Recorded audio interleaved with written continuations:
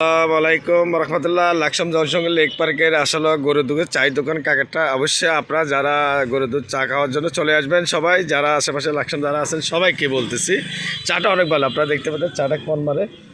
কাকা চা কত রে? 10 টাকা।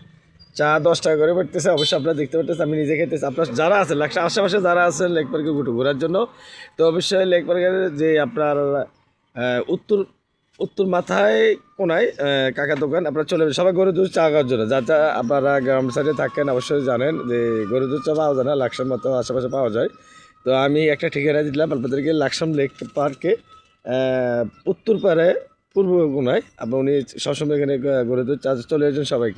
সবাইকে দাওয়াত দিলাম, চলে যাবে। কাকা চা 10 টাকা। 10 টাকা কাকার চেহারা এই পেজটা দেখিলেন, চা চা যদি থাকে মনে হচ্ছে চা এখানে বেছে, আর ওনাকে বেছে না।